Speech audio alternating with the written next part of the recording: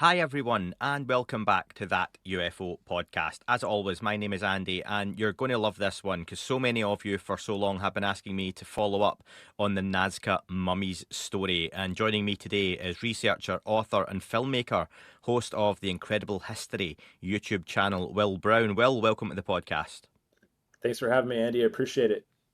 Good to finally get this done. Good to have you on. And for those listening, Will, before we get into the kind of main story of this Nazca Mummies, who is Will Brown? You know, kind of what's brought you to this point in your life where you're talking about this kind of stuff?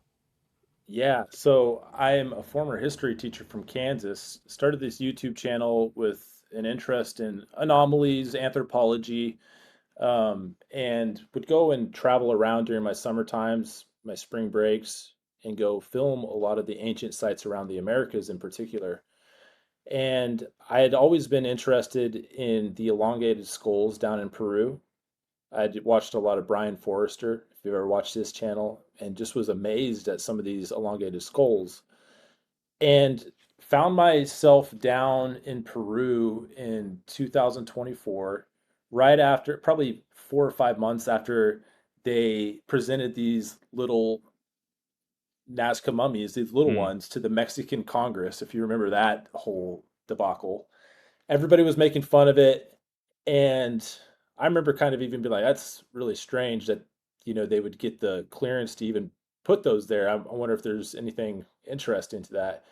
And I was in Peru writing my or getting ready to write my second book that I still am writing, but I was looking for some interesting things down there. And when I was at the airport, I saw that they had confiscated some fake dolls from the airport and that the Nazca mummies was a hoax. This proved it. And I started looking into it more on Twitter, especially, and quickly realized that there was far more to this story than was being told. As many of your viewers already know, most people know at this point that those little dolls that they found in the airport that did have like chicken bones and animal bones, that does not explain two of the big ones in particular, Maria and Montserrat, and then several other of the big ones. Those are my two favorite ones to focus on because there's a lot of weird anomalies with that. And just to preface this, I'm just a normal guy that's interested in these things. And I was down there, I guess, at the right time. I had an iPhone camera, I had some time, and the proponents were willing to talk to me. I found myself interviewing doctors. I found myself interviewing a lot of the early people that were involved with this. A guy named Edward Valenzuela, who's a member of the Inkari Institute down there, and just had this incredible adventure. Put together this documentary called "Show Me the Mummies." Fast forward a few years later, and I actually got to, or not a few years later, but a year and a half later, I actually got to see the mummies this last April in 2025. And so on Tuesday, uh, I'm going to be doing a new video on my YouTube channel about this that's basically highlighting three hard to explain anomalies. And there are some weird things that are need answers. And then the red flags, because there still are red flags involved in this that I think people need to consider. And so if you want, we can get right into that. Well, I'll tell you what. So Let's take a quick step back. On cool. the actual Nazca Mummies situation, a lot of folks listening and Yes. watching are probably aware of it. Some folks will know fantastic levels of detail. Some folks will know far less. I've interviewed William Gallison and Stephen Brown on a couple of occasions on the topic. Had a lot of discussions on it, but just let's talk about that. I remember the morning of the hearing where Jaime Maussan brought the mummies out. Ryan Graves had been a part of it, hadn't he? And had no Yes. idea that these bodies were about to be kind of unveiled. It was a big surprise, like a Money in the Bank cash in, if you're a wrestling fan, where they just appeared out of nowhere. Ryan Graves stood up and walked out, really unhappy that this happened. And I was on a train from Newcastle to London that day, and I can't remember what for. I don't do it that often. And I remember folks messaging on the Discord and my email and Twitter DMs and stuff, and they were like, "Have we got disclosure? Oh my God, the Mexicans have disclosed." And I was like, "What the hell's happened?" And as the kind of morning went on and I checked and things like that, because of time differences, I got the whole story and kind of things unfolded from there. But do you want to take us through a kind of rough guide to the Nazca Mummy Yes, story, what happened, and yes, yeah. yes. So 2016 is when the mummy Maria was supposedly found. Maria is really the first big one that most people during that time frame remember. And it was popularized by a Gaia documentary. So Gaia went down there with a Russian scientist, Jaime Maussan, and some other characters that were involved in this earlier. Started doing DNA testing. Reports were coming back that the genetic sequence was only 70% human and 30% completely unknown. Obviously, we had the three fingers is the big one. If you haven't heard of this, these beings have three fingers. They call them tridactyls. And I remember seeing that, but kind of just, Gaia, when I saw it was Gaia, I kind of dismissed it. I'm sorry if people are fans of Gaia out there, I'm not trying to flame them. I just dismissed it. And so fast forward to 2023, September 2023, and there was some other stuff that happened in between then, but the big thing that made it pop again was the presentation of the little ones at the Mexican Congress. And then from there, fast, I started looking into this and asking questions around January 2024. And I don't know if you remember this, but all of a sudden they start presenting more bodies. They start presenting three or four new bodies. Some of them had metallic implants in their head. Mm. One of them was announced at a press conference in Lima that I was attending that it was pregnant with a fetus, or that, I mean, it used to be pregnant. It has a fetus inside of it. At that press conference, while they're announcing all this, it was unbelievable. The feds literally raided the press conference, the Ministry of Culture, and I'm just sitting there with my iPhone watching this happen. They literally grabbed the mic from Joas Montilla, a reporter that's been working on this for years down in Peru, and took over. They were there looking for the bodies. And so there's been this huge struggle between the University of Ica, who preserves these bodies and keeps them, is kind of their caregivers right now, and the Ministry of Culture, which oversees all antiquities in Peru. The Ministry of Culture for a very long time was not very cooperative. I think they wanted this to go away. In the meantime, there's been new management there, I believe, and they're starting to be a little more cooperative and kind of starting to realize, hey, there are serious questions that need to be answered about these things, and hopefully we're going to get to the bottom of it. So, is that a good overview of kind of the Nazca mummies? These three-fingered beings, some of them small, some of them large that look very human. Uh, looks like a normal mummy, I guess. They're covered in this diatomaceous earth, which is what the proponents say is the reason they're so well preserved, and that's why they have that white color. And that is true. They are actually covered in this diatomaceous earth. Whether they were found in diatomaceous earth or covered afterwards, that's part of the mystery. But yeah, and so my whole thing, a lot of people get upset with me because I'm a fence sitter on this, but I promise you there are reasons to be cautious for both sides. Coming out and just saying they're all fake, they're all animal bones, that's not true. The big ones are not animal bones. Okay, that narrative that was being pushed by the press is not true. There's some absolutely incredible anomalies that we should talk about. But also, there's a dark side of all this. There is an antiquities mafia down in Ica. Mm. There have been millions of dollars paid for some of these. I shouldn't say there has been rumors that millions have been paid for some of these, and that should all be considered because there's some red flags. So does that kind of give you a good overview of Yeah, I of think it this? does, and it gives us a few different places I think to kick off from. Then, so where do you think's best? Do we go from where these things were found? Do we start from the kind of fake versus the hoaxes? What do you want to go with? Well, the main red flag is where were these things found? That is the biggest red flag. Before we get to that, maybe we can just talk about the possibilities here and why this is interesting. Sure, go for it. There's three possibilities here, and then there's subcategories of the possibilities too, but I'll just do the overarching possibilities.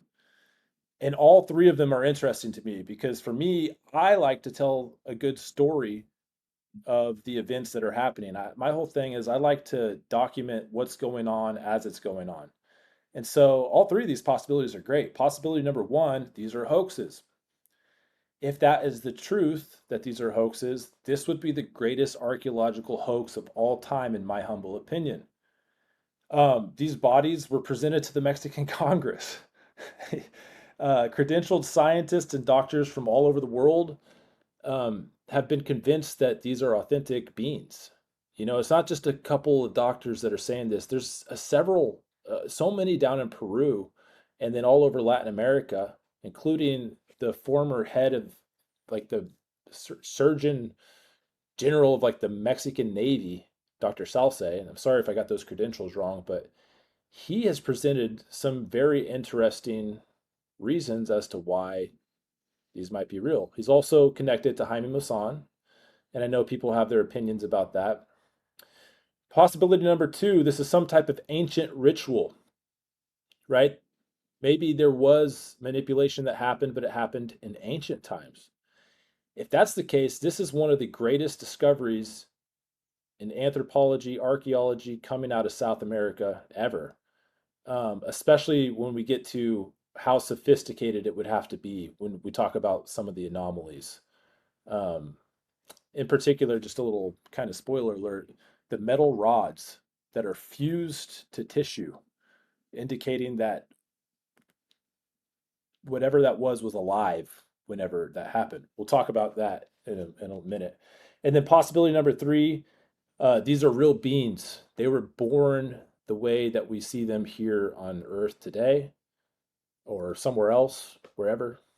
And that would be the greatest discovery of all time, in my opinion. That'd be incredible. So all three possibilities were very interesting to me. So let's go with the first one then, that they are straight up hoaxes, which I think is probably the easiest assumption for especially the general public to make. And it's funny, when I was doing a little bit earlier on just today, polishing, we were going to record Peek Behind the Curtains last week. So the interview was written. In the meantime, Jesse Michaels' American Alchemy documentary dropped as well. I'd recommend folks go and Yes. watch that, of course, as well as your own one. Well, the links will be in the description for those folks. So I watched that again today. I made some additional notes, and I done the old, if you Google something now, you're using Google AI or Gemini, whatever it's called, and immediately it was like, no, these are almost definitely hoaxes, and telling you Right. why it thinks they're hoaxes. And I think it's the easy one for the general public to go to, namely money exchanging hands. Some of the folks involved, i.e., Jaime Maussan, and the fact that there were fakes involved, and that's what I'd probably Correct. like you to start with, where you've got these smaller dolls that were uncovered at the airport, which were found to be fake. Is that right? Because my timeline with this is a little mixed up, but there was some smaller fakes that were discovered, and I think those have been lumped in now with the wider story, because once one thing has been shown to be a hoax, even if it's loosely connected, it just tarnishes the whole thing, and that put a lot of Correct. people off. Correct. So, starting with those small ones, yes, and right away, I think everyone knew those were hoaxes. They dressed them up, trying to disguise them, and the person that made those immediately came out and said, "Yeah, no, no, no, I made these. I was trying to sell them as souvenirs in Mexico. They were made up. They were basically Frankenstein with a bunch of chicken bones, maybe a llama skull.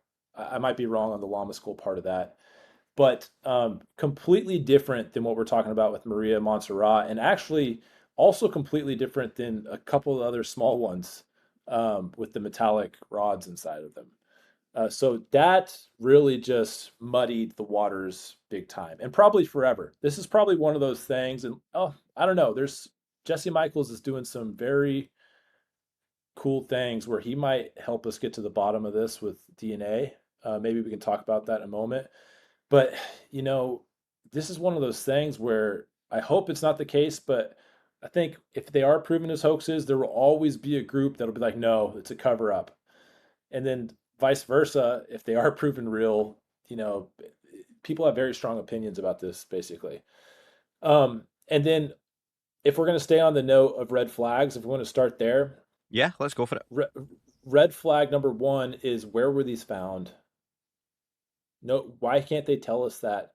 The person that supposedly found this is a known grave robber, and you know, sells things that he finds to member buyers in the black market. Sure. Yep. And there's been rumors that hundreds of thousands and even maybe $1 million has been paid for some of the big ones.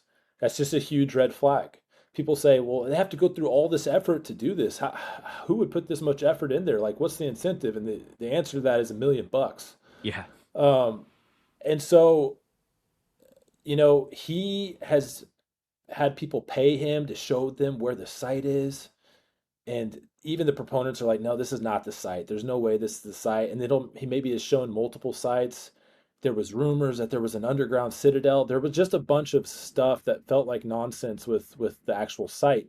And the site is important. Like archaeology is like a crime scene, right? The way like an archaeologist is going to go there and try to figure out what happened, where they were placed, what was going on. And that would be really good to know. So if there's a site that's not a lab in Ica or Palpa that's people are Frankensteining these things. If there is a site where they actually found this, then that would be good to know. Yeah, I Um, think just to comment on that, well, I think if you're right, if a crime scene, if the police are brought a dead body by someone and they're handed the dead body over in the police HQ, and they say, "Where did you find this?" "Ah, it was out in the woods somewhere. I can't show you where, but trust me, this is where it happened, and this is what I found." You wouldn't take their word for it. No, no, we have to go to the scene of yeah, the crime. We have to investigate. We have to see what's round about. We have to see what else was there. Are there tracks and everything like that? And essentially, this is what's happened here. Now, watching the documentary from Jesse Michaels, am I correct? He says they tried to charge $1,500, or they were charging $1,500 to show people where the site was. But then in yeah, one of the clips, and I think the clip now, Michael Mazzola, who we'll get to at some point, former guest of this podcast a few years back now, he has a documentary due out later this summer called This Is Not a Hoax. And there are some clips from that shown within the documentary as well. And I believe is it the same guy who's showing them the alleged cave where these are found? And it's a yeah. really small area up in the hills basically on the mountains, and it does not look like you could fit two or three people comfortably side by side. And they're claiming they found 200 bones, skulls, bodies, all in this really, really small, tight knit area, which again, like you say, red flag the where. This has just got BS thrown on top of it already. Right. Another red flag, and keep in mind, there are some things that we're going to talk about that are hard to explain that keep me going, what the heck, man? Maybe there is something here. But red flag number two or three, I can't remember which one we're on right now, is so first of all, we keep seeing these incredible scans of some of these bodies, right? I don't know if you've seen some of the DICOM scans on Mm. tridactyls.org. Shout out to Gonzalo, who has made that website. It's amazing. You should go check out Maria and Montserrat in particular, and then Sebastian. Those are just amazing. But recently, I've been seeing some images circulated online by people down there that are showing these decapitated giant heads, and I mean giant heads. And are why aren't there scans of those? We if if they're scanning all the other ones, can we scan those giant heads so we can confirm that what we're seeing on the surface is what's underneath the surface as well, or is Mm. it just molded around some skull? And I can send you a picture of that, Andy. One of them. I had seen some photos of those before that were just like, dude, fake. It just looked fake. To be fair, the one that I saw on Twitter the other day, which is now public, somebody tweeted it, looks a little more realistic than some of the other ones I saw. But that to me is like, okay, let's get a scan for that. We have scans of Maria and Montserrat's, are the most interesting ones to me. But why not the giant skulls? When it comes to the scans, there's a few things for me. One, I get it costs money to scan these things, okay? And you need someone with equipment to do that, which I imagine the university has. Um, However, one thing I felt watching the Jesse Michaels documentary, which is very good, folks, I'd recommend it, and the It production is. values are great too. And Jesse has a wealth of knowledge and does a lot of digging. he made a Yeah, comment he's that I awesome. didn't. Yeah, he made a comment though I didn't agree with. Will, where he looks at a scan and he says, "Oh wow, even someone like me with no expertise in what I'm looking at can tell these aren't fake." And I'm like, well, no, you can't say that then because I wouldn't know what I was looking at. I think I know. I think I've seen enough medical dramas and movies over the years to recognize a scan picture, but I don't know what can and can't be faked. You know, what can and can't be put inside of something to make it look like a body, a spine, a spinal cord, all that kind of stuff. So you do have to hand these things off to the experts to comment on that and say, here's a scan, but yeah, what am I looking at here? And is this genuine? Because a scan picture's a scan picture. Why is it genuine? Why is it fake? Um, so I could appreciate that, but in terms of the whole scan situation for you, what's the most interesting aspect of that, and what does that prove? Are you able? I would ask, are you able to read those as well? And can you tell this is genuine or not? So I'm with you, not an expert on this. Uh, Humble observer that has communicated what I've learned, and I've had some reels on Instagram go viral. I've been down there for the press conference. I've interviewed a lot of these people, but truthfully, no, I'm not a doctor. But I will say, and maybe Jesse meant it this way, from the eyes of a layman, I'm like, oh my goodness, Mm, you know, the eyes do appear to be bigger, right? The skull is clearly elongated with Maria, which, we know is common down there. But what I usually stick to is just the observations of the doctors down there. And so I can tell you some interesting things that doctors have told me about the scans, and I'll tell you an interesting thing that might be a red flag about the scans that isn't talked about a lot, actually. go for it. So interesting thing about the scans. I interviewed Dr. Um, Zuniga Senior. There's two Dr. Zunigas down there in Peru, Senior and Junior. Dr. Zuniga Senior told me that Maria, the first one that was found, has 32 vertebrae instead of 33. Humans have 33 vertebrae. Now, that's not impossible. That is an anomaly that happens with humans sometimes, but that's notable because we are trying to find things that are different, right? Um, Maria apparently has like a protruding jaw if you look at the scans. Another thing that's really interesting that we should talk about before I talk about actually, I'll stick to Maria for a moment. Now, a possible red flag, and I'm not a doctor, a lot of the doctors down there say there are no signs of manipulation on the hands or the feet. Well, I found an interesting video online. I got my notes here by a guy named Daniel Proctor, I believe his name is. Sorry, let me just find this real quick. Um, and he is a bioanthropologist at a smaller university in Wisconsin. And he's actually published papers on the evolution of hominids being able to grasp their hands. He's Hmm. published, a lot of stuff on the evolution of the foot. Pretty relevant, I'd say, to this topic. He did a review over some of the published publications of Maria, and he believes he found several points of manipulation. In particular, he thinks the area that the thumb would be on a human has been removed, and that you can see a blank spot there. I've asked other doctors to respond about this, and they said, the imaging is just not good enough to see. But I will send you that link. It's a 20-minute video, and I never see anyone talk about it. This guy has pretty good credentials, and he thinks he found some points of manipulation. Now, can I tell you the most interesting anomaly that to me is so hard to explain if it's true? Yeah. Um, all right. So I also talked to the younger Dr.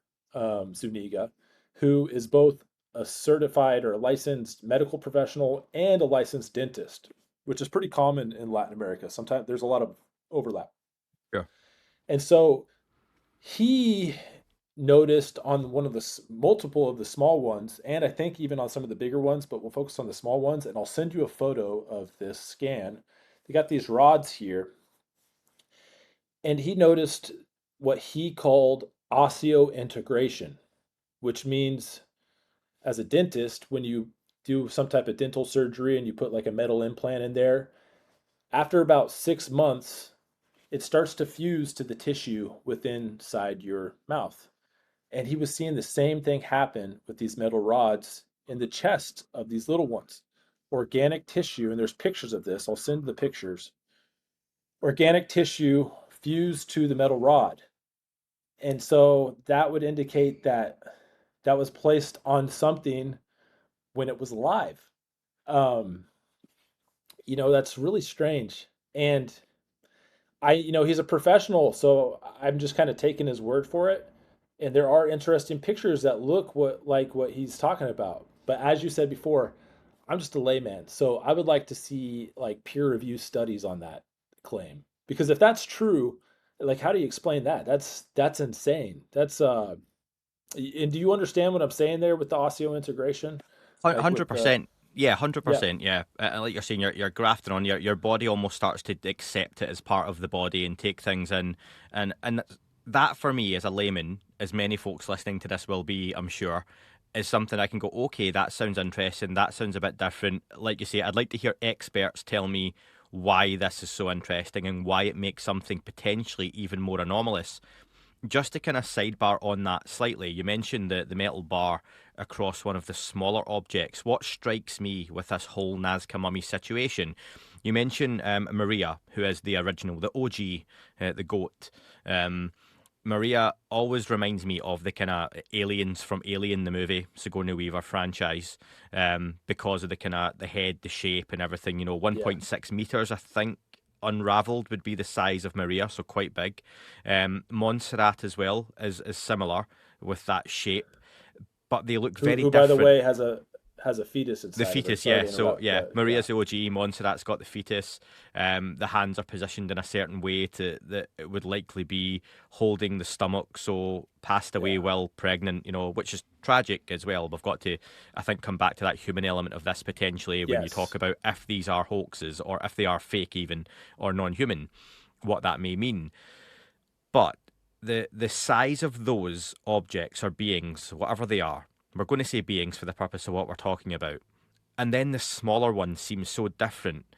They are they're very small. They're what 50? How small are they? 60 centimeters, like a ruler, a couple of rulers in size. Yeah, Yeah. so they are It's much more big. doll-like. You could get a big Power Ranger toy that size when you were a kid, or when I was a kid anyway. Um, is there much correlation between why you've got these small ones and then why these huge big ones? Is the assumption from the people you've spoken to or any of the work you've looked at, they are related in any way, shape, or form? These are smaller children to the bigger adults, or what's the thinking there? Because that's something to me, it just seems like you've got two different types of being. Well, I guess, what a lot of the proponents are saying is that we're seeing some type of genetic um, test ground, ancient genetic test ground, that these might have been human hybrids. I think in Jesse Michaels' documentary, he even says that the translation for one of the towns out there is something about like artificial, I can't remember the exact, I'm butchering this badly right now, but go check out No, no. Jesse Michaels' documentary. Basically, that some type of artificial manipulation was going on, and genetic testing was happening down there where they're creating these hybrid humans, is what the proponents say. And then, like, I guess another explanation people will say is that, well, the big ones are real, and maybe the small ones were ancient dolls that were being created to honor them or mimic them, in like a ritualistic way. I don't know. It's really weird. It's really weird. I think they call them two different types. There's the J type. There's the big ones and the small ones, is what I call them. I don't get too technical with the science names that they're trying to give I these things. There's appreciate the that. big ones and Yep. yeah, the big ones, the tall ones. And so, yeah.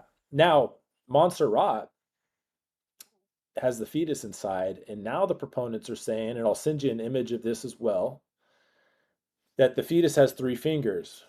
And, if that was the case, that's pretty hard to explain. That would be wild. Um, I asked Josh McDowell, who is the lawyer of the scientists that are the forensic scientists that have been looking into this from the United States, and they are amazing forensic scientists. And he said that the imaging, in his opinion and their opinion, is just it's not good enough to say either way yet.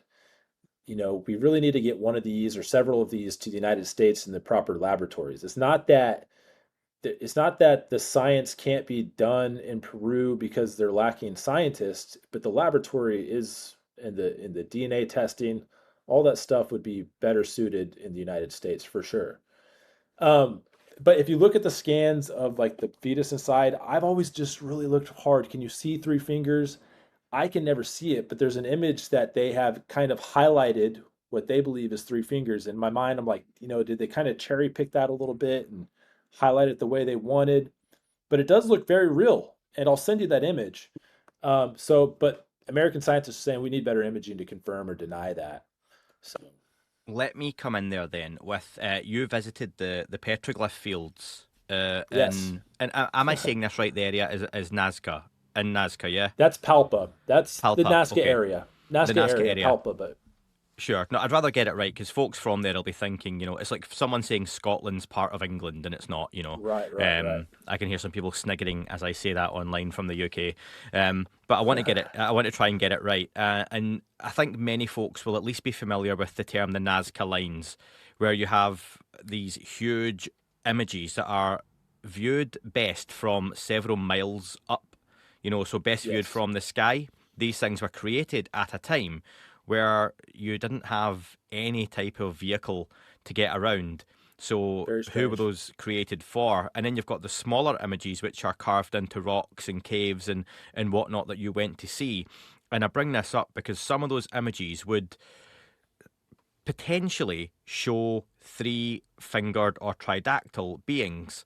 And I wanted to Yes. ask you the same thing, Will, that is it just the case that these, and how far back are these images going? Again, you're a history The professional. I believe that petroglyph field has been dated anywhere from like 2000 to 1,000 years old. That's a big range, but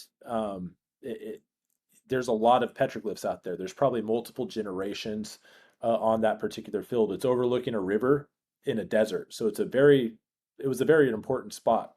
So multiple generations out there, but likely between the ranges of 2,000 and 1,000 years old. Okay. And they've been exposed to the elements, the heat, any storms over the years and everything like that. So I appreciate that. But they're still remarkably preserved, and you can see them so clearly. I am not a talented artist, and I will not, talk down or denigrate the artistic capabilities of folks several thousand years ago. But is there a possibility that they were just using a basic form of illustration, as in two Totally. dots with the eyes, a round head? And this is something that not just on the Jesse Michaels documentary, and other shows like Ancient Aliens and all these different history documentaries over the years, you'll be familiar, where ancient astronaut theory states, okay, the famous phrase, that these beings look like astronauts or they look like this. Yeah. Is it not just the representation, and I'm Finn sitting here, of a round head? And then the hands, they've just not gone into detail to draw five fingers. Now, you could say, well, why don't they just draw a round lump for a hand? Why not just draw one appendage or two? They've gone with three. So, where do you fall down on this from a historical perspective that Yeah. many of these images seem to show beings with three appendages potentially?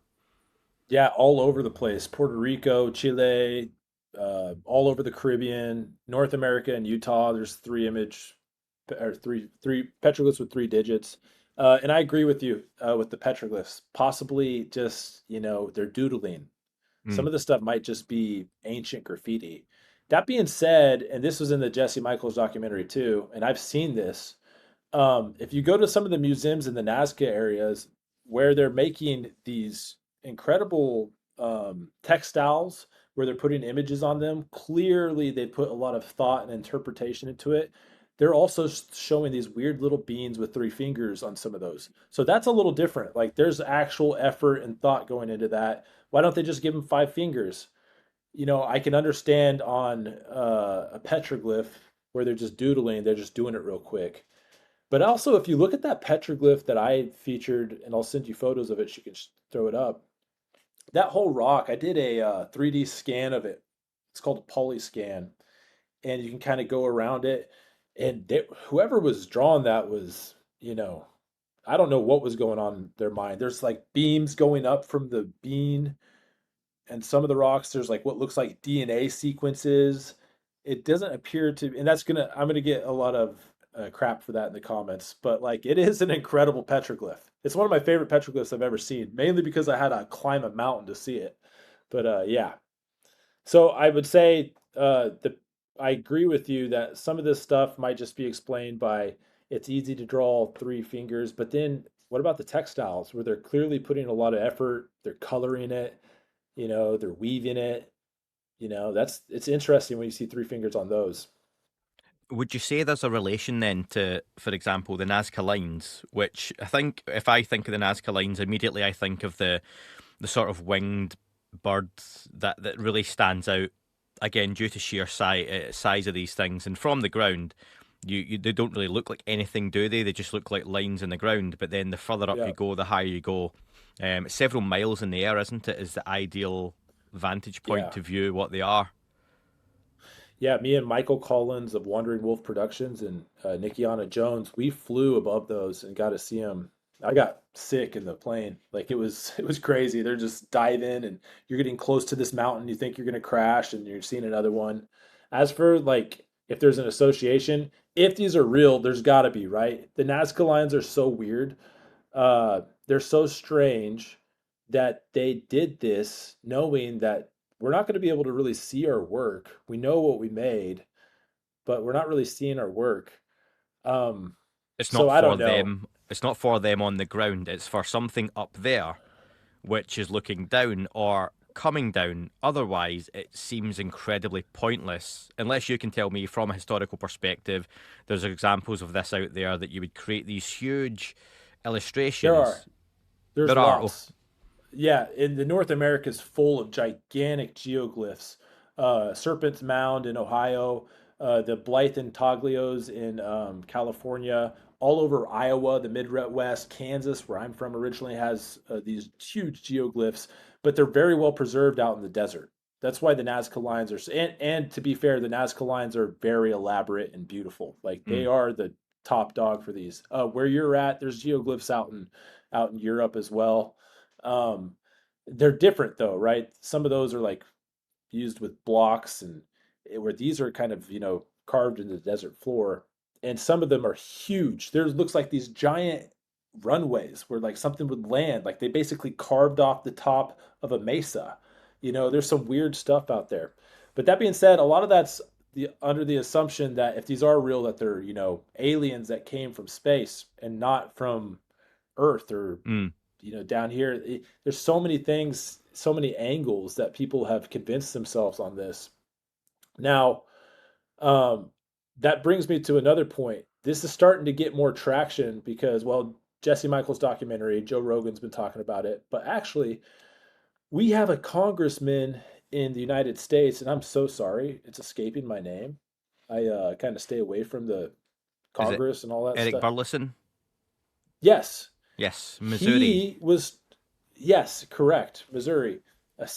He was told by David Grusch that these things fit the profile of what he had seen or been told about, and that he should maybe go check it out. That's pretty wild. Um, I am not that big into the UFO community, so I don't know what people's thoughts are on David Grush. I don't really know what my thoughts are on David Grush. What's your thoughts on David Grush? Like, is he I love when guests ask me a question and bring me into the show. It lets me talk for a minute.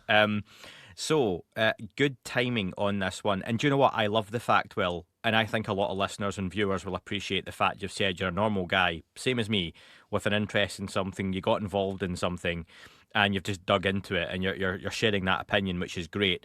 And I love the fact that you're not heavily involved in the UFO community because it gives you a little bit of an innocent, fresh perspective on this, and I think you've seen a little bit of what it's like at times. David Grush, I think I have to speak very generally for the UFO community.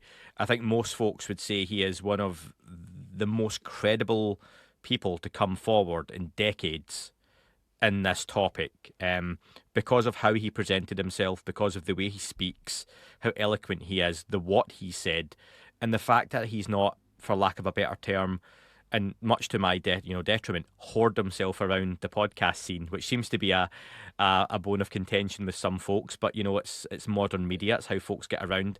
Done a couple of appearances. There's been no big movie deal, no big book deal for him.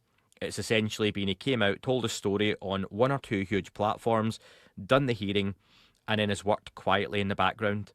And I think that, again, for many, lends an air of mystique, an air of frustration, an air of credibility. It depends where you fall down on it. For him to be working with the Secrets Task Force and on the staff with Representative Burleson is an interesting move. I think that really helped lend some credibility for me and some others to the task force, to Burleson and what they're trying to do. The political landscape is a bit messy in the US as it is, as you'll know. But even just in the UFO community, if you're not entrenched in it, as we record this, just in the last few days, you've got Congresswoman Anna Paulina Luna had her Yeah. appearance on Joe Rogan, which a lot of great stuff. Some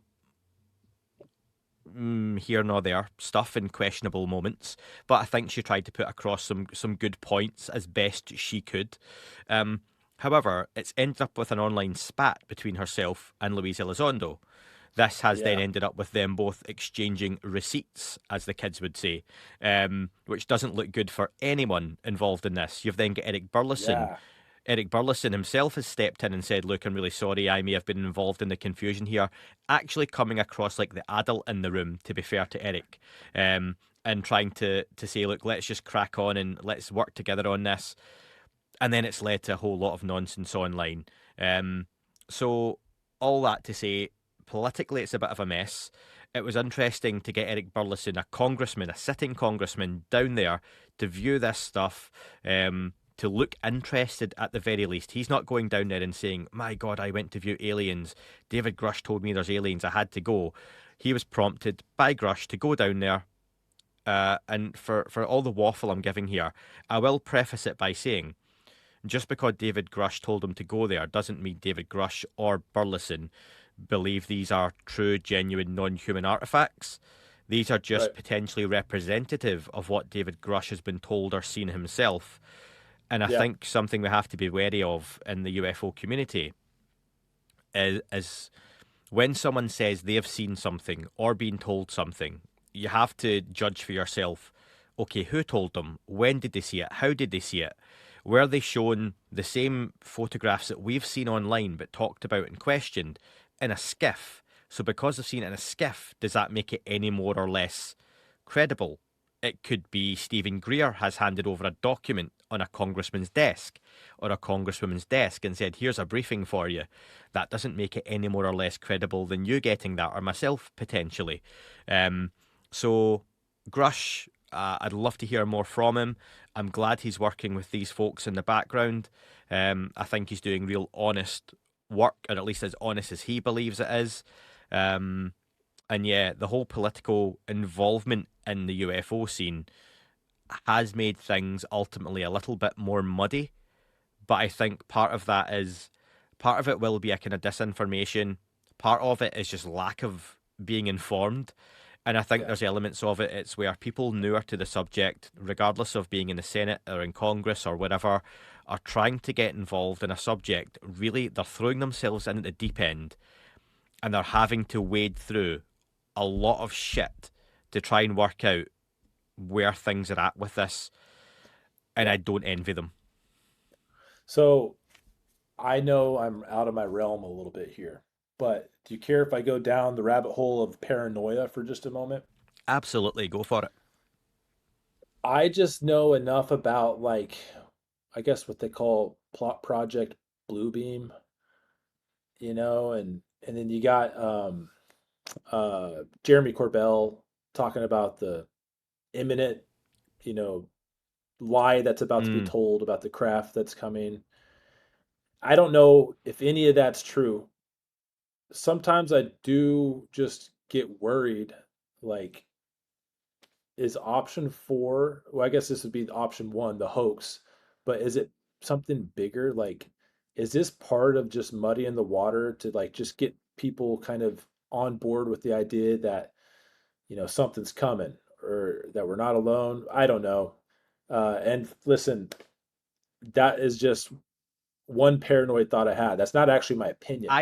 I love a Um, piece of wild speculation. Like, and I think like you've just done, as long as you frame it that way, then no one's going to clip it and stick it out online and be like, Will Brown proclaims something's coming. And I right, don't think that's unfair. Like I mentioned to you earlier, the fake dolls that were then it then discredited a lot of the rest of this whole Nazca Mummies saga because people went, oh, those are fake. That means everything else is fake. And I think right, there's an element of that happens in the UFO topic where if, let's just very briefly mention, for example, Lou Elizondo comes out and holds up a picture of the irrigation circles, irrigation fields, and yeah, folks jumped on that as well. He got that one wrong. He claimed, and there's nuance to this, we know, but I'm not going to go into everything again. He claimed these were flying saucers sent to him from a pilot. They weren't. That discredits everything. I don't think you can do or say that, but it right. does for a lot of folks. So then, if you look at the mummy situation, if it turns out this is a hoax, that leaves a bad taste in the mouth for a lot of other things potentially. Well, if they faked that or hoaxed that, then this could all be fake and hoaxed as well. The Right. idea that all the recent UFO stuff in the Air Force and the Navy was a hazing operation done for a laugh in Roswell, and it just gets a bit ridiculous. But isn't this whole topic at times ridiculous, especially when you start to try and piece all these different aspects of it together? Um, so yeah, I don't mind the speculation on the whole. Something's on its way, but yeah, I don't And know if to be folks. clear, I don't I don't necessarily think something's on its way.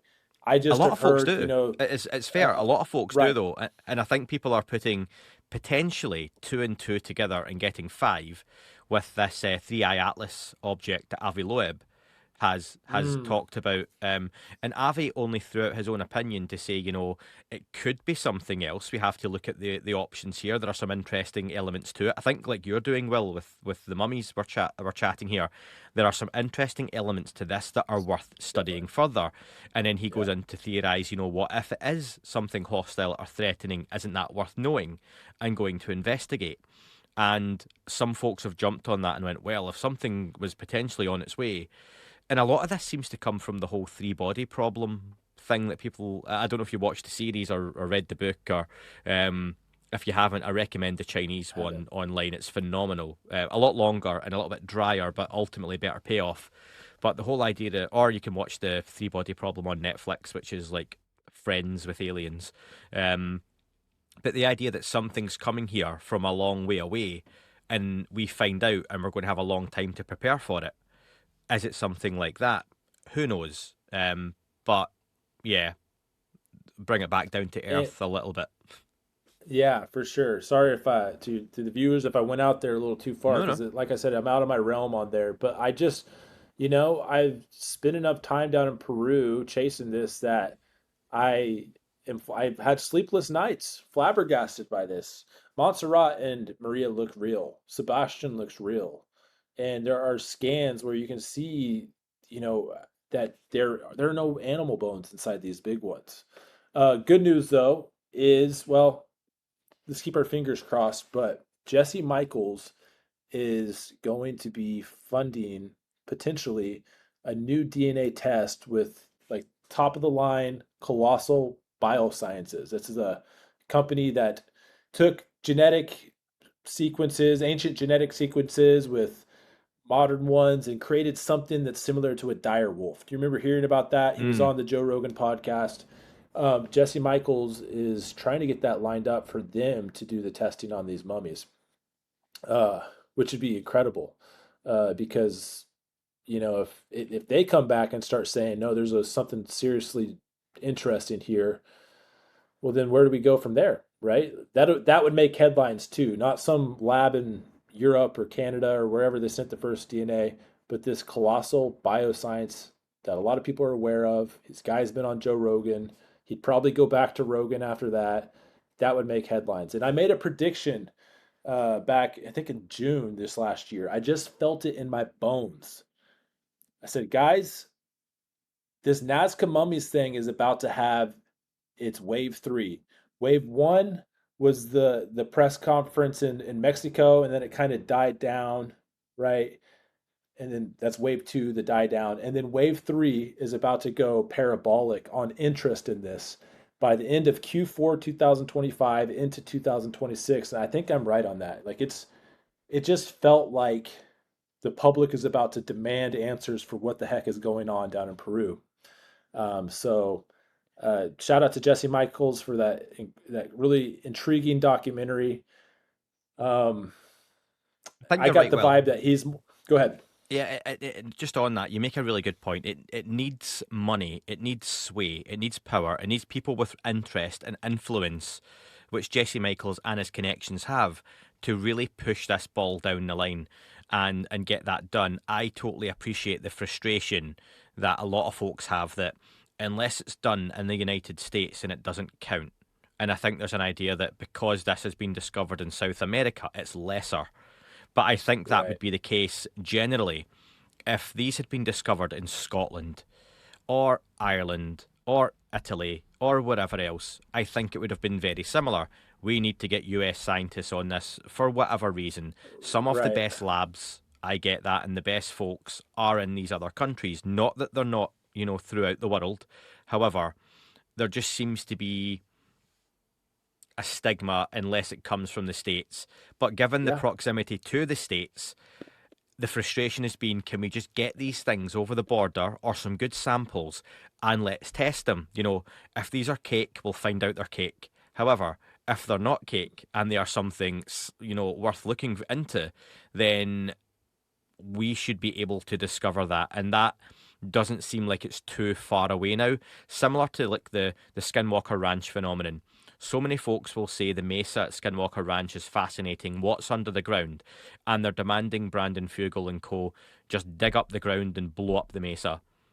There's a lot of challenges that come around with that as well. A lot of them. Yeah.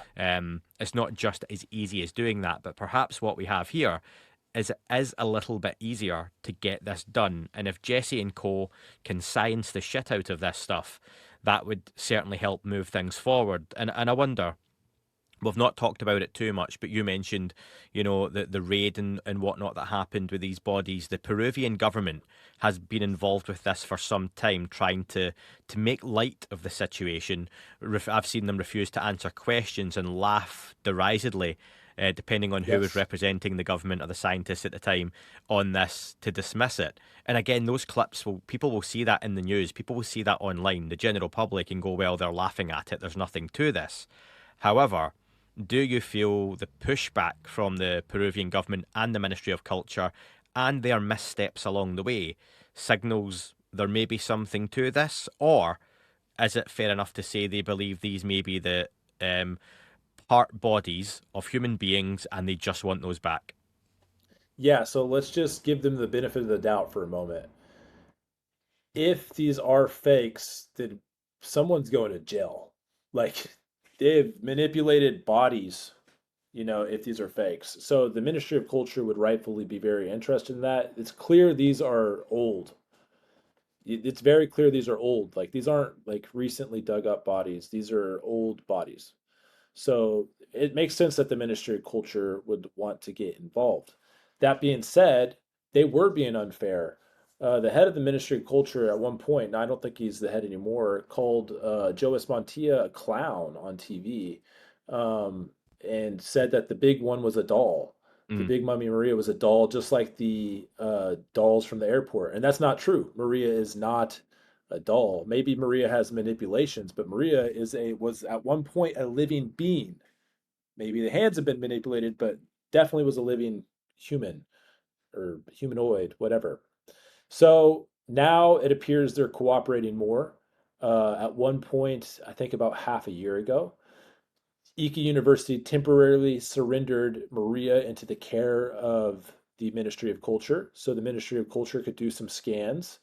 And the Ministry of Culture came back and uh, presented those scans online basically without any conclusions, and then gave Maria back to the University of Ica. So there's been good faith going back, which shows some cooperation. And actually, a lot of that comes from the turning point. Say what you want about Jaime Maussan, but when he's put out a lawsuit against the Peruvian government for what happened with the press conference, and I guess he's saying they slandered him.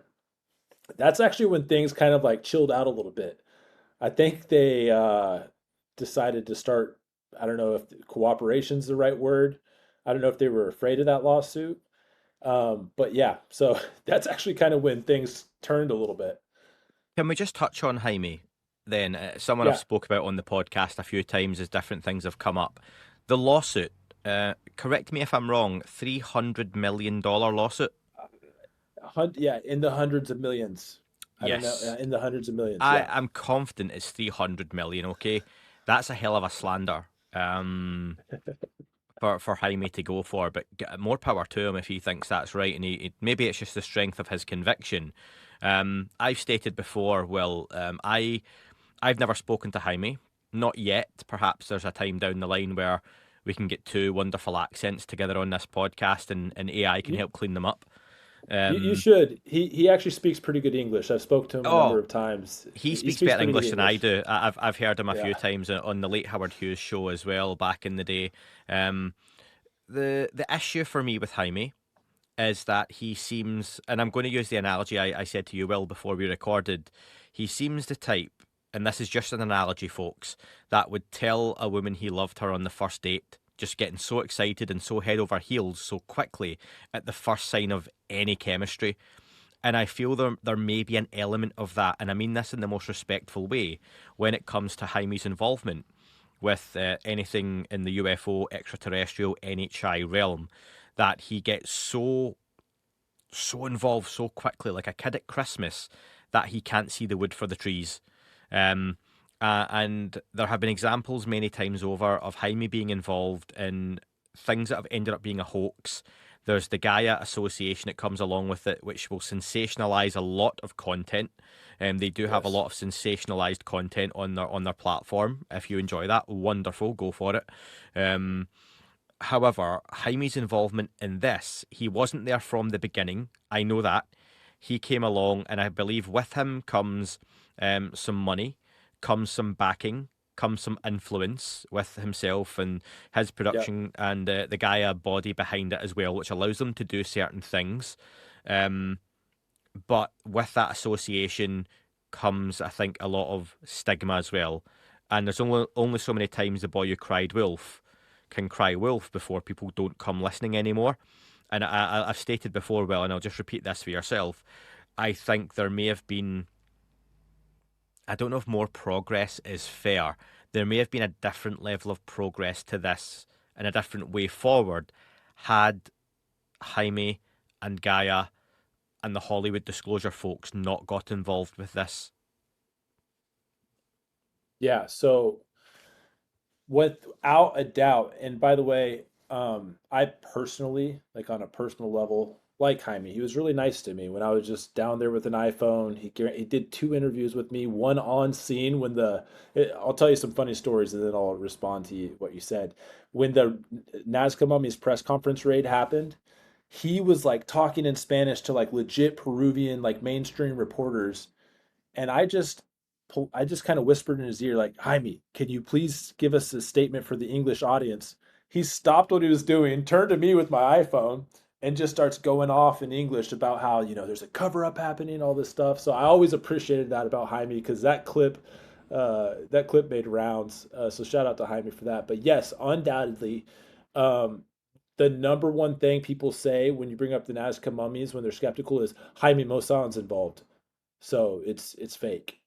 So, you know, that's that's a true thing that you said when you said it's muddied the waters a little bit. Does that mean Jaime's wrong this time? There's some interesting things. And on that note, I just want to say if these end up being proved a hoax, which I still think is more likely than the proponents want to admit, if that's the case, I hope there is not too much backlash on the proponents. These things are weird. There are anomalies that need to be explained. The osseointegration that we talked about, like if that's true, how do you explain that? I will not, and I know that there's been some obvious hoax that he's fell for, but on this one in particular, if they ever become a hoax, I'm going to be fair. I'm not going to judge anyone that was involved because I'll tell you right now, there's been weeks where I'm like, oh wow, they're real. Mm. Like I've had moments where I'm like, I think they're real. And then I see the giant head and I'm like, why isn't there scans of that? And then I hear about the money involved and I was warned by locals down in Ica, like, don't snoop around too much. It's not safe. Like, there's a dark element to this that not a lot of people talk about. And so, man, it's a mess. It's a crazy story. And on the flip side of that, if these somehow became, were proven to be real, I hope the proponents take their victory lap. And I hope we can get to the bottom of that soon. Jesse Michaels, like I said, I'm really looking forward to seeing what he can stir up with this possible DNA test. For me, Will, and we've talked about both of the potentials, but that middle one, I think, for me, is a very interesting place to fall down on. So you've got the idea that they're, I joked about them being, Is It Cake? That great Netflix show where Is It Cake? And if you've seen the new series Yeah. of Always Sunny in Philadelphia, folks, the Is It Cake moment is absolutely sensational. And yeah, Oh, I haven't seen it yet. Haven't seen it ah, yet. I'm a big fan. I'm a big I, I fan. I won't spoil it then, but phenomenal. One of the great moments in all the series. So you've got the idea that these are just straight up fake and all the connotations that come with that we've spoke about. You've got the idea on Yes. the extreme that these are true NHI beings. I don't think we have to go into the connotations of that. That is what it is.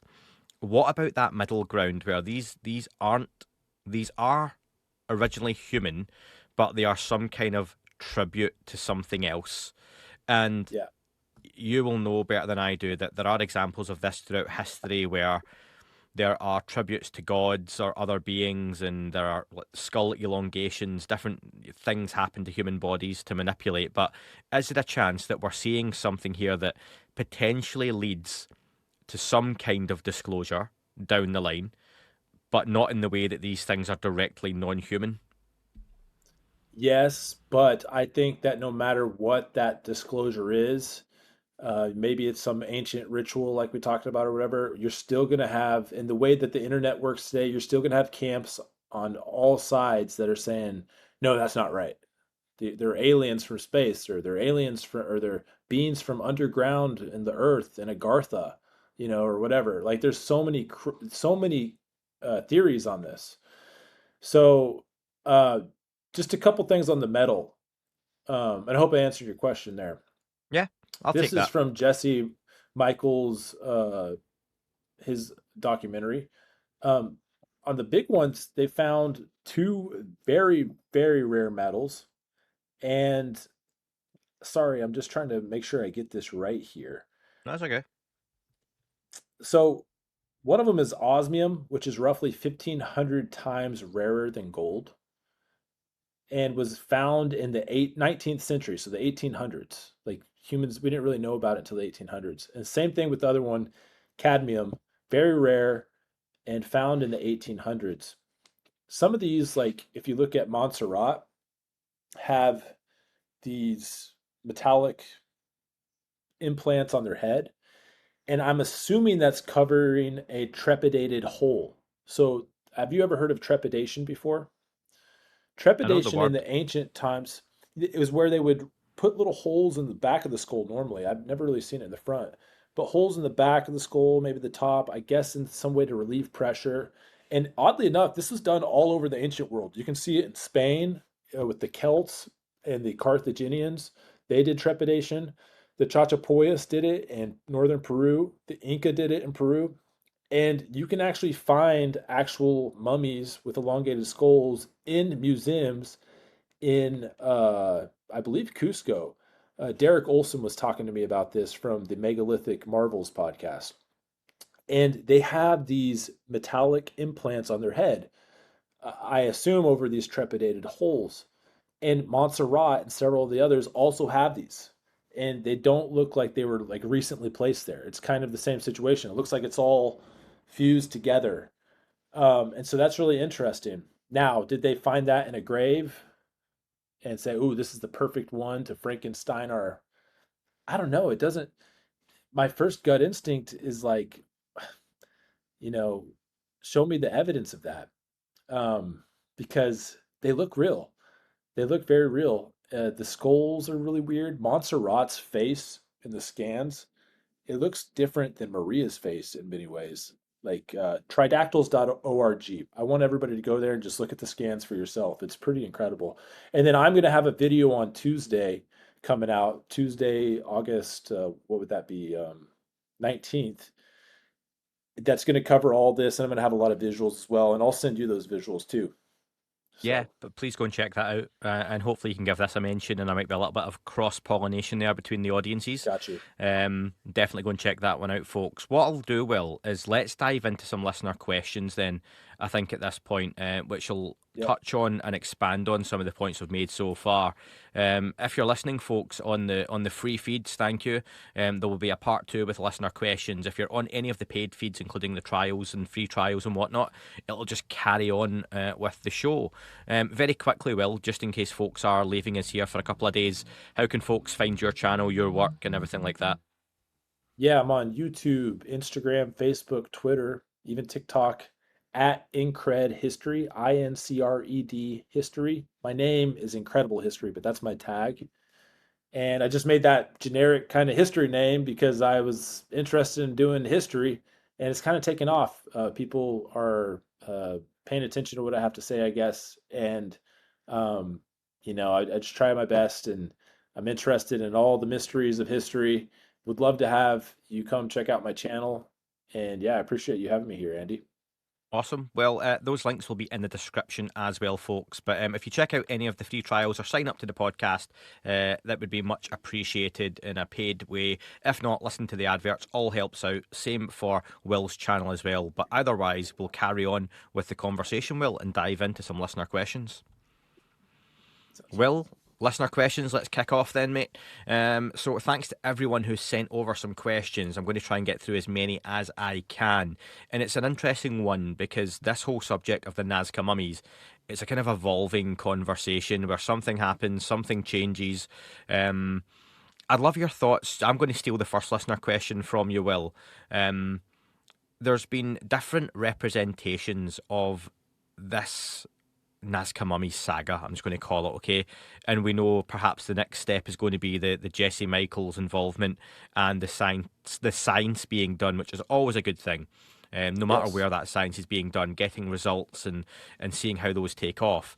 But how this has been portrayed. So we had the original moment where it was wheeled out, the body was wheeled out literally at the hearings in Mexico, the one Ryan Graves stormed out of.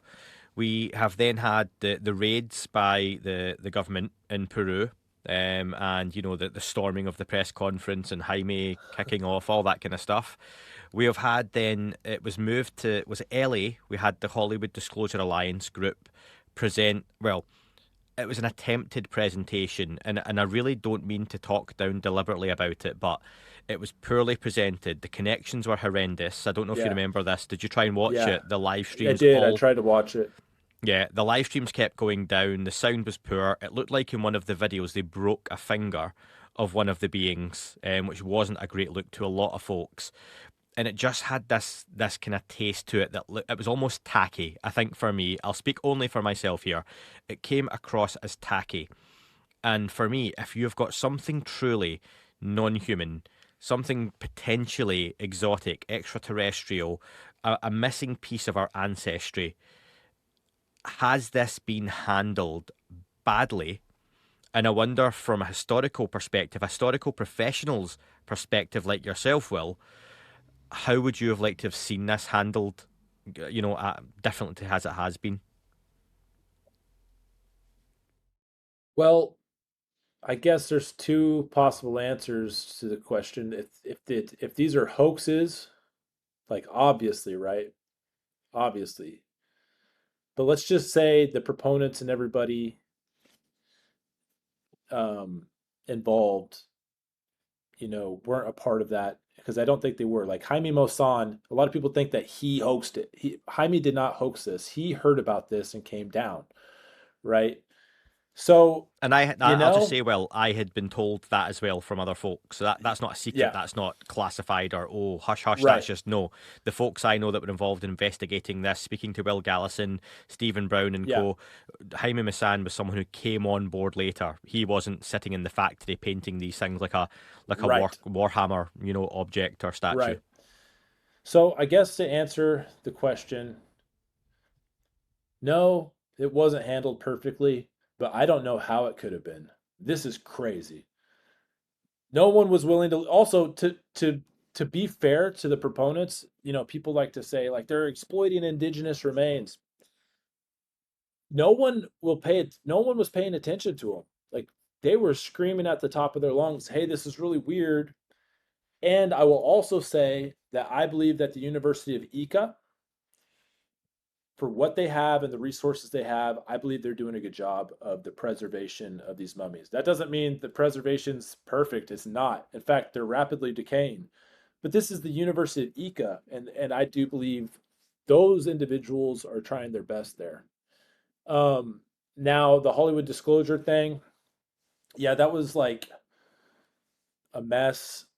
Had a lot of technical issues. I don't know how the bodies were treated, but I'll just say, I respect anyone for trying to get to the bottom of it. And so I am going to be watching Michael's documentary. Um, and who am I to judge? I hope that's not a cop out, but who am I to judge how this should have been handled? Like this is unprecedented. If I honestly believe that if the Ministry of Culture would have been involved, these things would have disappeared. Like they would have been blocked away. The story wouldn't have developed. So in one way, I'm actually very thankful that it got into the hands of this grassroots movement. Whether or not they made some mistakes along the way, probably. In fact, for sure, there's been we know that some of these have been sold by the grave robbers, right? Did they find them or did they make them is the question, but they have been sold. So without a doubt, these haven't been handled correctly.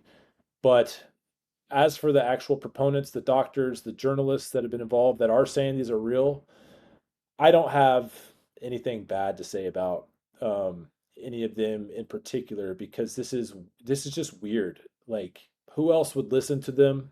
What else were they going to do? There's not a lot of money involved with them in particular to try to preserve these things.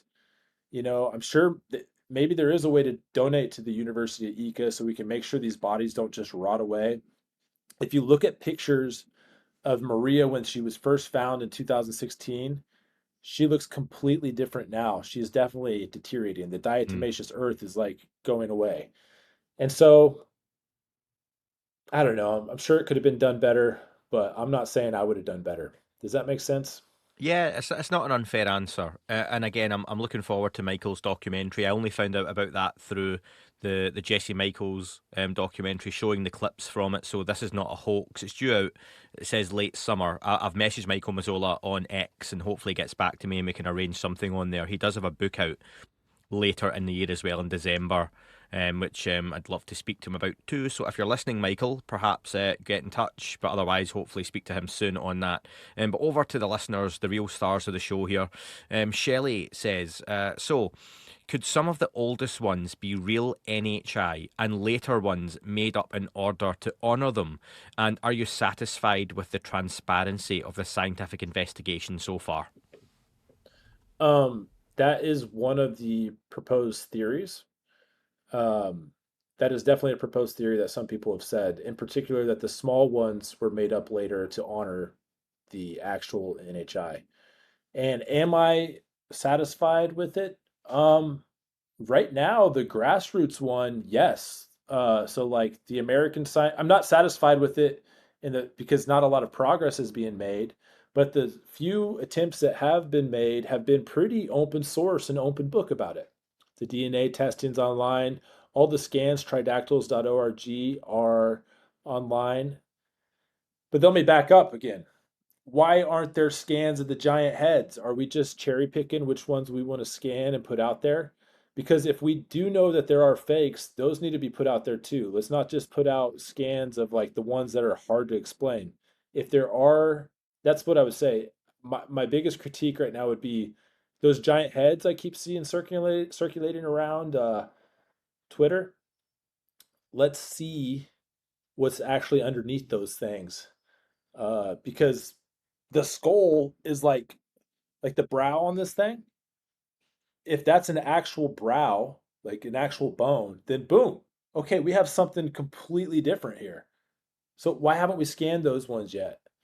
And maybe it's because they know they're fake and they don't want to muddy the water more because you still have to explain Maria and Mm. Montserrat, but put it all out there. Um, so, you know, I'd say when it comes to Dr. John McDowell and his team and Josh McDowell, I think they've done an excellent job of just being transparent. They were in the Jesse Michaels documentary. Josh McDowell, the lawyer, has gone on many podcasts telling exactly how he feels about these things. So that's pretty cool to see. So yeah, Do you watch Rick and Morty? a little bit. A little I'm bit, not yeah. like I need to be. I feel like it's my type of show, and I need to join the cult because Yeah, it's very good. because it The seems early awesome. series, I've got a episode famous one about giant heads who turn up to Earth, and it's like Earth becomes a talent show for them, and it's like show me what you got, and you've got to send someone up and just get that image. When you keep saying giant head of the Rick and Morty heads doing the show me what you got, um, That's awesome. perhaps some kind of YouTube thumbnail on that one, folks. Who knows? But yeah, but Shelley made the point. Some of the older ones being real NHI or alien, and the later ones made up to honor them. Is that something from a history, professional's point of view, you could see being a legitimate explanation? And again, where else would we potentially see something like that throughout other civilizations or studies? I don't know if I'm even qualified to comment on that. And I'm sorry No, for no. the person that's asking. It's just that, you know, it's still That's just such a me. big leap. I'm just following up well on that one to see, like, is that Yeah, something yeah, yeah. that happens throughout that you'd be aware of? Yeah, so ancient civilizations all over the world made monuments and statues to honor their gods. And if these beings did exist in Nazca at the time, then I guess it's a if they existed, it's a good explanation for maybe some of the smaller ones or some of the ones that have been shown to be manipulated. I believe there's a baby named Wawita, which is a baby tridactyl. And I'm pretty sure even the proponents say, like, yeah, this one was probably manipulated, but was it manipulated in a way to honor the gods? You know, I don't know. Does that kind of Yeah, answer yeah, the question yeah. there? I get that. Yeah, totally. Mike wants to know, and this is a really obvious question here, but I'd like to know why it's so hard to prove if they are real or fake. I would have thought with all the imaging tech and methods analysis the experts have at their disposal, it would be solved in a week. If they were fake, wouldn't it be obvious to an expert in physiology, for example? Well, depending on who you ask, it has been solved. A lot, it's not half, so, but like a lot of scientists, even forensic scientists down in Latin America said they're real. They are real. Case closed. Dr. Salce Benitez, the former general, sorry, I think Surgeon General of the Mexican Navy, is convinced they're real. On the flip side, there are doctors and anthropologists that are saying, no, these are fake. There's obvious forms of manipulation. So, right now, just like anything in 2025 with the internet, we have camps on the internet that are just in their own bubble with Hmm. their own reality with this. And that's why I'm like, is this ever gonna actually, like, could we have the most peer-reviewed document ever showing one way or another? And will there still just be two camps on this? I hope not. And there has been DNA testing done. I think a lot of it comes down to the stigma. And this is it doesn't have to be like this in 2025, because if disclosure on this is happening, it's happening with the internet. But Mm. will Fox News and CNN and all those media outlets go over some peer-reviewed study and have some Neil deGrasse Tyson on to explain, oh, actually, I looked at the study and these things are real or they are fake? You know, until that moment happens, it's kind of just muddy. And you have two sides that are completely convinced of different things. Well, And then you on have, that, I go was ahead. going to say, well, just before you carry on, because Martin had a question which follows up, and I think you're kind of going into it now. Given the circumstances around how the public was informed about the mummies, which I kind of mentioned before, is there even a chance the scientific community will accept the data if the data shows the mummies are real examples of an unknown species, either terrestrial or extraterrestrial, and not a hoax? Okay, so in the scenario that you just proposed, I like that because you gave me like, because on this there's two scenarios and you narrowed it down to the one scenario where they're not a hoax. Okay. I'm hopeful because of the actual scientists from America that are looking into this are rock solid. Dr. John McDowell, look up his credentials. He is one of the best forensic anthropologists, sorry, forensic scientists in the world. And then there's a team of forensic anthropologists that also came down with him to Peru to also look at this. So when I announced on Twitter that, because I was there live, and I announced on Twitter to the English world that these three people were involved and here's their credentials, there were a number of skeptics. I can't remember all their names. You would know some of these guys better than me, but that were very skeptical of this and even laughed at people like me going down there that tweeted out, okay, now we're getting somewhere. This is interesting. These guys are legit. Um, and so if those guys come out and say, hey, like this is a new species and here's our published work on it, academics will respond to that. They will peer review their work. It won't just get lost in the dark. They're legit scientists, and people will peer review it, and we'll see how that peer review would go. That was the question. I got on the microphone at the press conference and asked them the exact same question that basically that guy asked, like, what do you need to see to confirm or deny? And he basically explained the peer review process. That was a good question. Yeah, I wonder, do you see it being the case that if Jesse Michaels and co can get this, I keep calling it really poorly, the science done that they want to do, is that enough, or do you see it having to be a kind of snowball effect where that then picks up, other scientists pick that up, and then other Yeah, scientists pick it up, and it has to be almost a snowball effect for people to go, yeah. oh shit, there's something to this. I think we're in this. I think we've been in the snowball effect. Like I think we're still rolling down that mountain that eventually, that in the past has picked up Dr. McDowell and his team. Right, we're still in that snowball effect, and it's getting bigger. So yes, I do think it was a slow moving snowball, and I do think it's starting to increase in speed now and velocity. Kate had a couple of questions, four actually. So they might be quite short answers. I'm just looking back over them. So, is any research being done properly on the metallic inserts on the small beings, and were there any similar inserts on the other beings? Properly, I guess I would say that the initial investigation has, in my opinion, been properly done. You have an expert, um, multiple experts, a dentist in one case who is very familiar with osseointegration saying this is osseointegration. Now, for it to continue to be properly, you need to have a peer review study on that.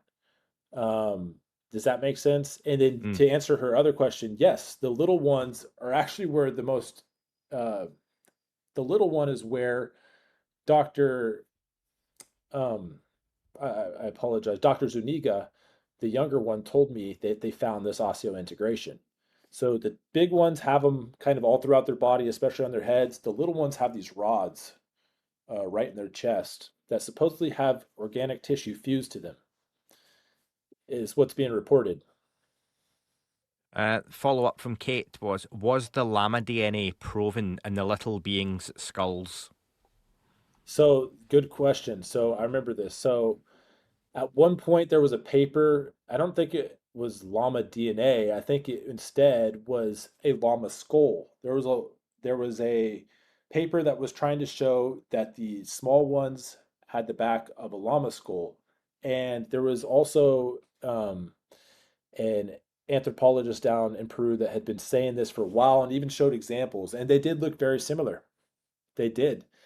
And at one point, I believe, if I remember right, that paper came out saying, yeah, these look like llama skulls.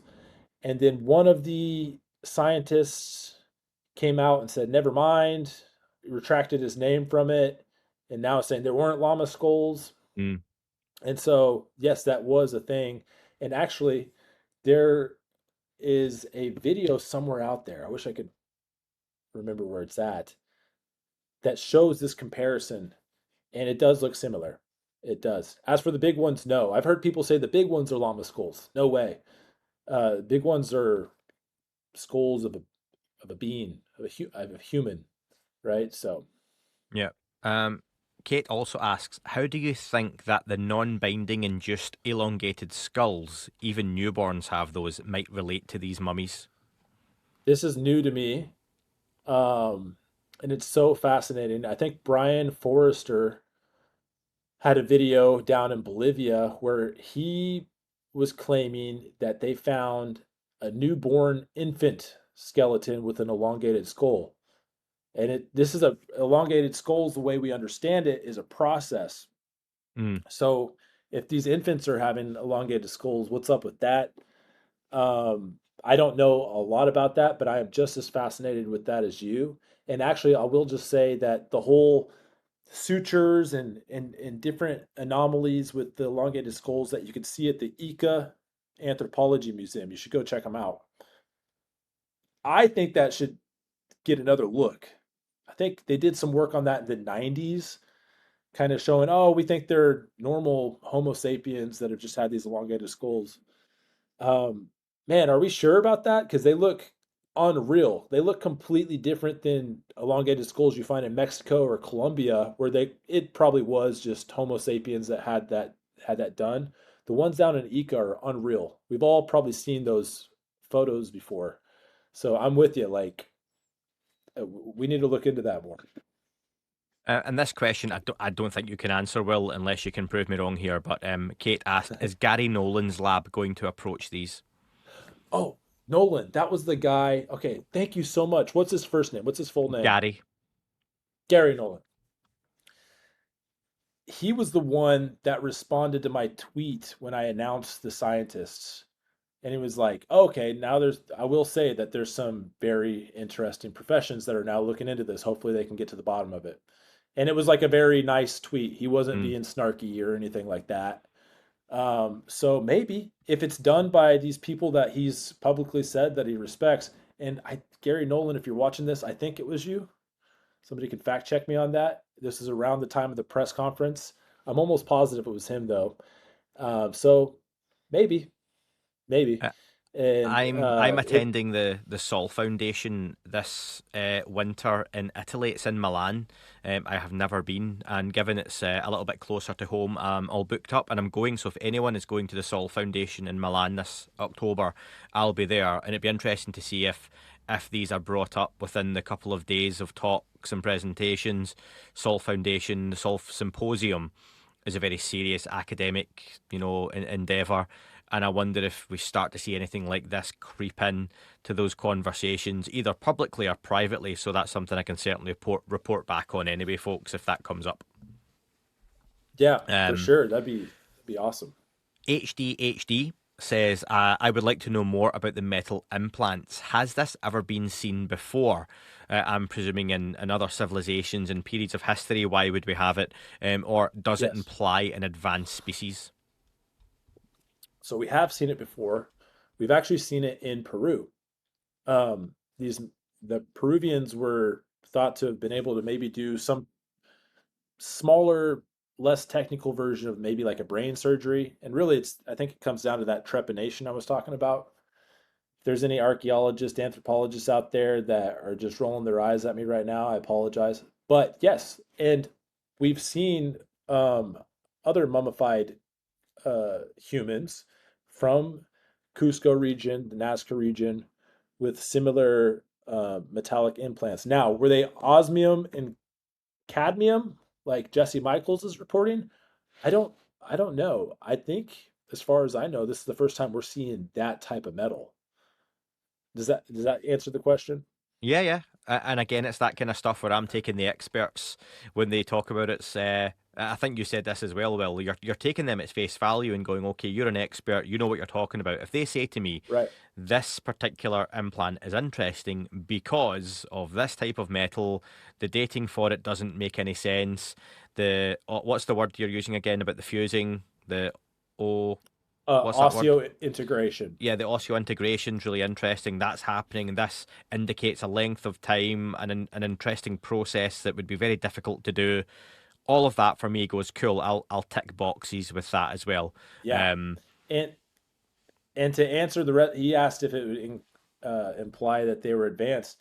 Heck yeah, man, in their own way. Maybe not in the way we think of, like, a lot of people think of like Atlantis as like this mm, incredible thing that was more advanced than us, but there's different ways to consider someone advanced. The Inca were incredibly advanced, but in their for own their way. time. Like for their time and their own way, they didn't have writing in the way that we have it. They were focused on other things. They had it in a different way. They had these ways that they would categorize things. I can't remember what they're called, but look at the ancient megaliths that are out there. Many people don't think the Inca actually built those. I think there's some good evidence that they did, and I'm going to do a series on that about my channel about why the Inca probably did build Sacsayhuaman. But they were incredibly advanced. They were awesome. The Inca, and we're talking about two different cultures here, the Nazca and the Inca. But the Nazca people, you know, they were clearly doing, you know, some pretty interesting things down there. Look at the gigantic pyramids they've built. Somehow they lived in a desert and had a flourishing civilization. For sure. Like, these people were smart, for sure. I have to sidebar quickly there, Will. I'd be remiss not to ask this, but do you think the Egyptians built the pyramids?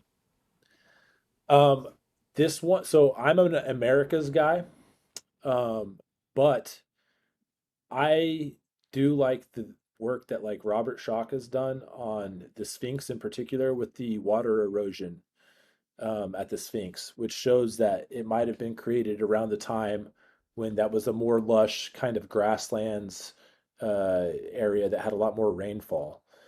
And so, gun to my head, like, nah, like, I think it's a little older for sure. Cool, good answer. Dennis asks, now I love this question. Has Will seen or heard of any artifacts being found with the bodies, such as clothing, tools, or writing? Yeah, okay. This one I need to try to be careful because I don't want to get it wrong. I've just seen on Twitter people claiming that these vaqueros, these grave robbers, were finding these artifacts with this ancient writing on them, and they looked fake to me. They looked fake. So that was another red flag. In fact, I should hunt that down and maybe add that to my video. Um, you know, there's some stuff on Peru's just an incredible place, but there's a lot of things that have happened down there where these fake artifacts are sold. If you want to check out the Ica stones, this is probably going to upset a lot of people. A lot of people want to believe they're so real. I got a chance to see them. The Ica stones are these polished, beautiful black stones that have these intrinsic carvings, beautifully carved, that looks like it was done with like machinery that shows humans and dinosaurs together and UFOs and even some tridactyl beings even like, and it was found in like the early 20th century, like over 100, like nearly 100 years ago, if I remember right. And I don't think they're real. Um, so yes, or I don't personally think so, but there's been claims that there has been, and I think it was products that they were trying to sell people. Um, that doesn't mean that there's so many ways, there's so many way angles to this. That doesn't mean that the bodies are fake. but the people involved that are promoting them, these vaqueros, these grave robbers, were definitely trying to convince people that they found some type of artifacts with writing on it. So, Was there a connection to orbs in the area or around these bodies or where they were discovered? um, I can't remember if there. Well, I mean, the area of Palpa is like a UFO hot ground for sure. That might have been what I was And reading, yeah. I saw an interesting geoglyph while I was out there filming the documentary that my guide told me was a UFO shooting a beam down. And it's going to be the thumbnail of my it's going to be in my thumbnail of my video I'm making, and I'll have it on my video. To me, it just looked like a sun that was like had rays of, coming in all different directions. But that was really interesting for sure. Definitely a UFO hot zone though. Like a lot of people report seeing stuff there all the time. Yeah.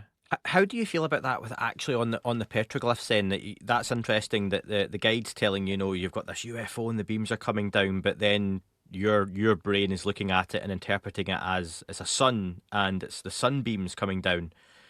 Is there how do you because I as much as I've got a UFO podcast, all that kind of stuff, and I really want stuff to be UFO centric and land on that side of the fence.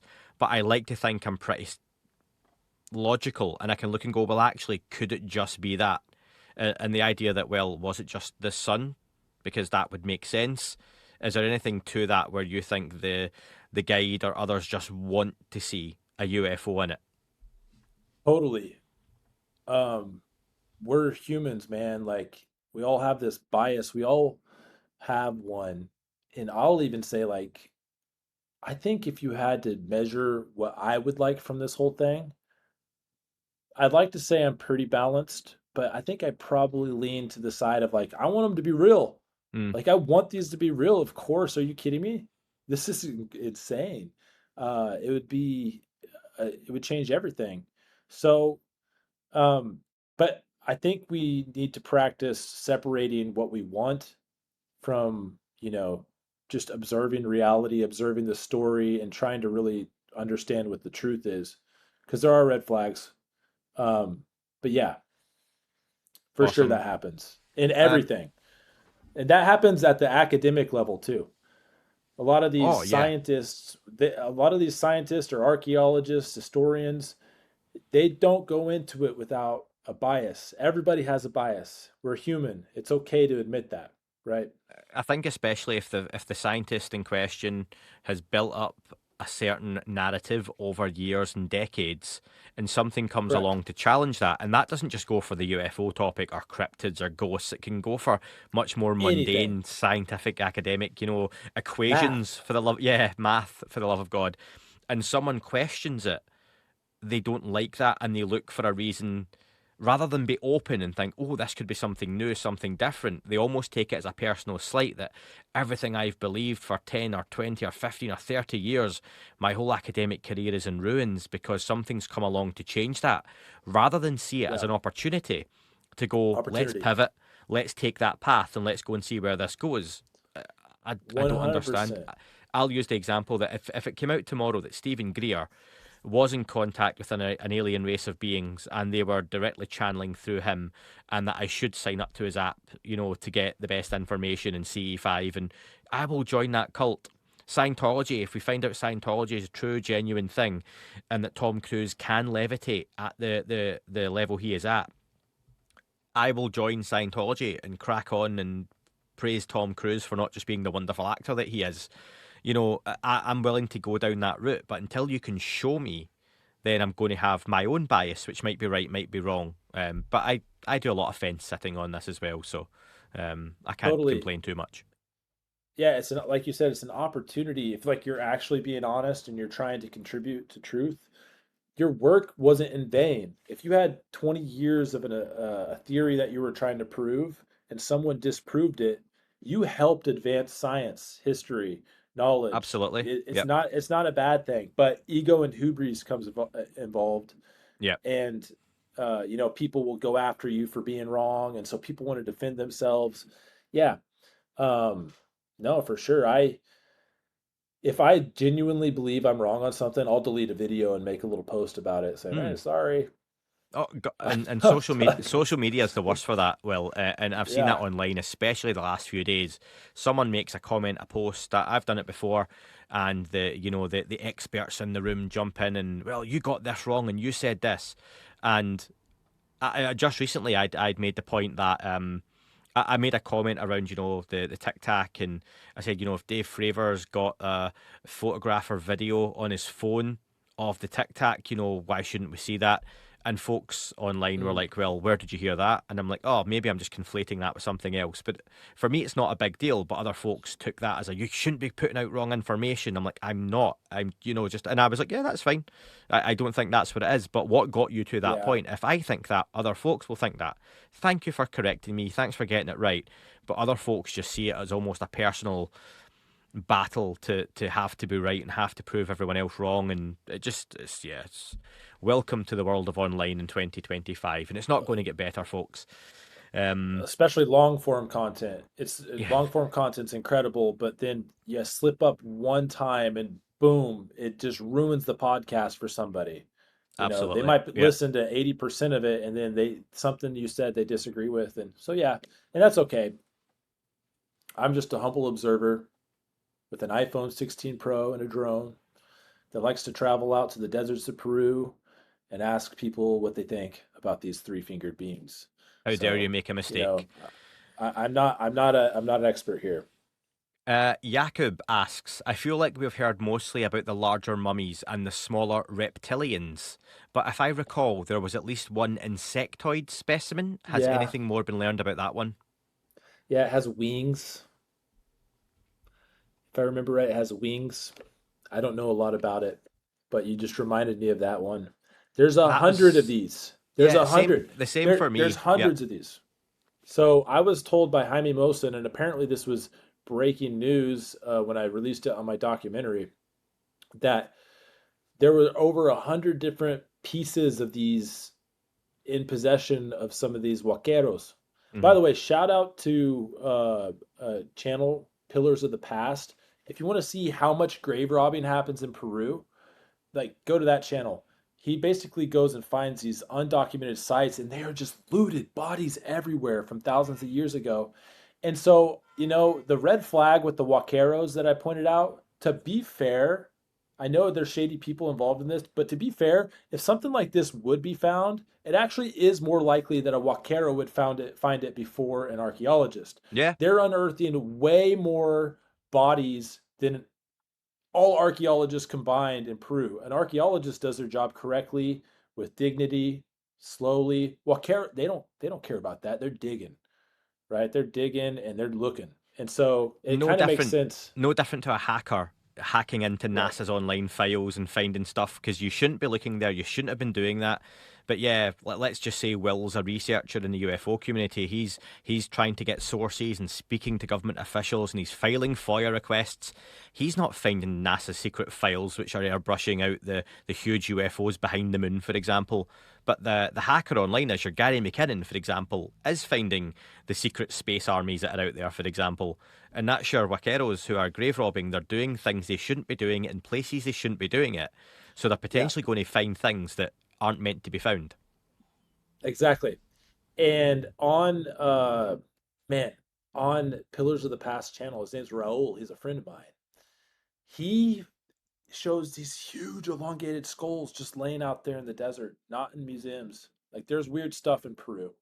There's a lot of weird stuff, and the Walkeros do often get to it soon. As for those insectoids, man, that's where I'm just like, come on, really? Like, are these things real? Do we have scans of the insectoids? I think there are maybe some scans. But I want to see scans of those giant heads. I just want to emphasize that again, and I'm going to send you the photos so you can put it up. Yeah, but I The will. giant head, the giant head, I feel like is a slam dunk. The brow is so big. It's if it's true that what's underneath what we're seeing on the surface is like that, then like slam dunk, it's real, right? But why aren't they releasing any scans of that?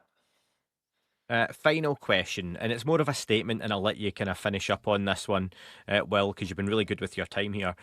Dukes says there have been forensic tests done and DNA tested. I watched a documentary on Gaia, which I got free for 7 days. I then researched the net. It's heavily criticised by the establishment. I believe they are genuine anomalies which need to be in the public realm. Maybe, like many other conspiracies, the truth would challenge the power structure. Yes, and in well, so not yes as in like I agree with all that necessarily, but I agree with the idea of there has to be in 2025 we have a unique opportunity with anything, whether it's the truth about the pyramids, either way, right?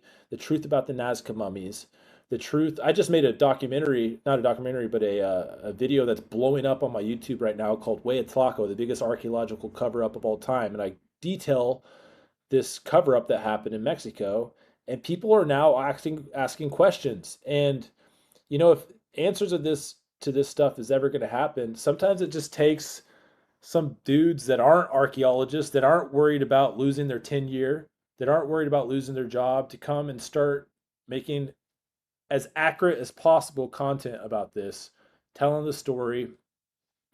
Because when there is an anomaly, it used to be able to get swept under the rug really easily.